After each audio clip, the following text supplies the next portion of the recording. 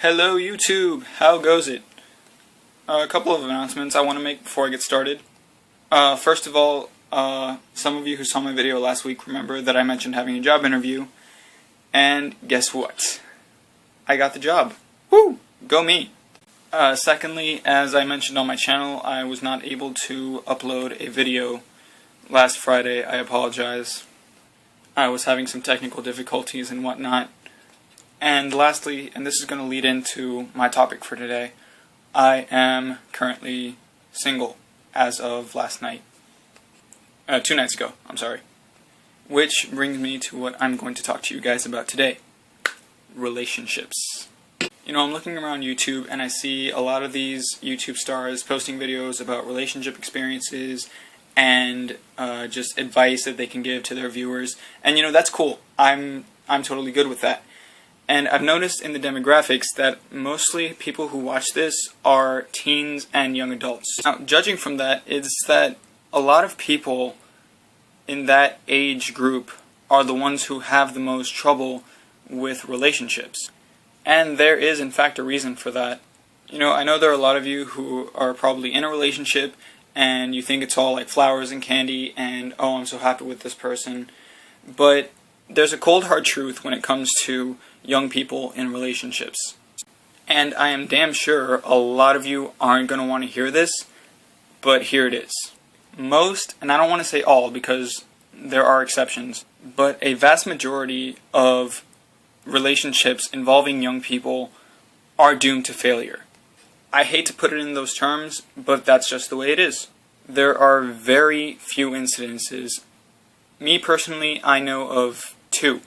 And there's another one that's in progress, and you know what, I'm rooting for them, but frankly, I don't know what's going to happen. No one does. But in very scarce occasions will a relationship from, say, high school extend into college and even furthermore into adulthood and guarantee that those people will be together forever. I can guarantee you, most of you that have been in high school relationships know what I'm talking about. You hardly last more than a year, 2 years, and if you do, then it's not consistent.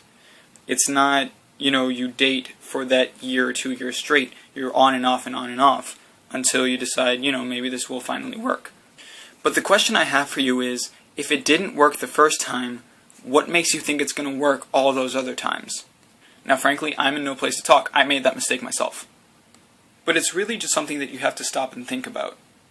And at this point, I'm sure a lot of you are wondering, why has this happened to me? Why do I have such bad luck with relationships? I'm going to tell you straight up, I don't know. Maybe it's you, maybe it's not, maybe it's the people you choose. But there's a reason that young relationships don't really work out as well as people would like them to. And the reason is simple. We as a generation are jaded and immature. We are selfish, spoiled, and clueless. And when I say we as a generation, I of course mean myself included. I'm not going to pretend like I'm some god among men. 7 failed relationships, guys. 7. 1, 2, 3, 4, 5, 6, 7. Siete. And you know what? They all had to teach me something. As the great Chinese monk Master Feng once said, there are no lessons in victory, but 1,000 in defeat. That being said, I think I have about 6,980 lessons to go, but I've got my whole life ahead of me. I hope. And until I finish learning those lessons, I'm going to share what I already know with you. You remember when you were a kid and you saw those old Disney movies with like the princesses falling in love with their Prince Charming and whatever, and you remember, I want my ending to be like that. I want to have a happy ending. But there comes a point where you see so many happy endings that you realize it always ends the same way. In fantasy, it does.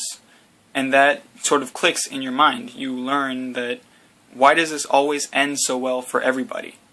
And then when reality finally clicks, it sort of just turns on in your mind, this is total bullshit. And by that point, you're not really looking for a happy, fairy tale-like relationship. You're looking for something exciting. You're looking for something real. Let me tell you right now, as long as you are under somebody else's roof, as long as you are not independent and do not become your own person, nothing is real. And a lot of people don't realize that. They don't realize that as long as you haven't realized who you are, who you can be, who you want to be, whoever you're with might not be at all what you want. It's just an adventure. It's just a way to waste your time.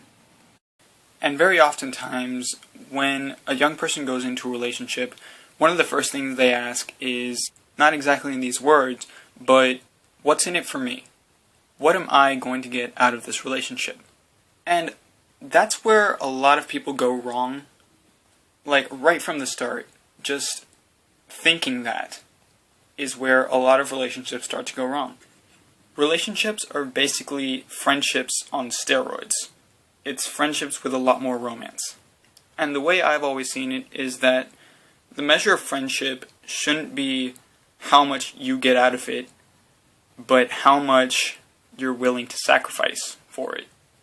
So when you get into a relationship, the first thing you should ask isn't, what is this person going to do for me? But instead, what can I do for this person? Because that's really the first step to a happy relationship. Another problem we have is that we're so spoiled to the point of, you know that saying, you never know what you have until it's gone? Well, a lot of us don't notice what we have even after it's gone.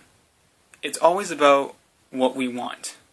And that's not always the case. Sometimes you just need to pay attention to the little details. You know, not necessarily something you wanted, but it made you happy at the time. And it's most evident in those people who always say, you never do anything for me. More than likely, you are wrong. That person probably has done something to prove to you how much he or she cares about you. But since it's not exactly what you wanted out of them, you don't see it as something you should appreciate. When in reality you should, because that person probably went through a lot of effort for that. And in the occasion that you may be right, stop and think for a second. It all goes back to what I said before. What have you done for that person?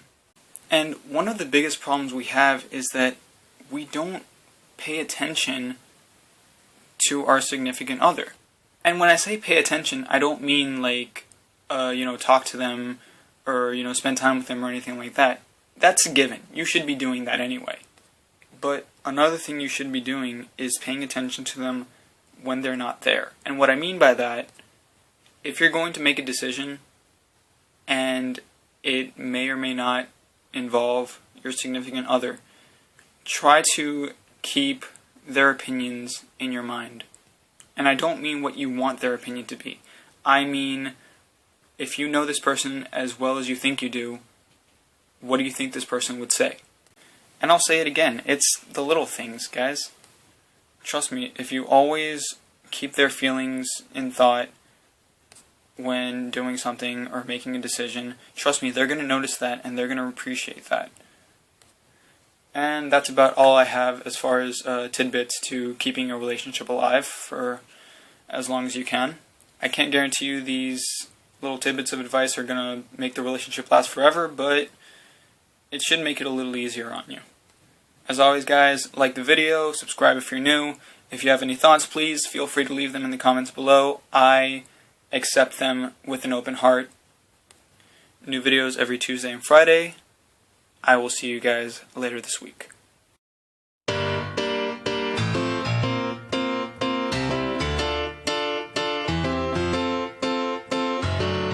Head underwater, and you tell me to breathe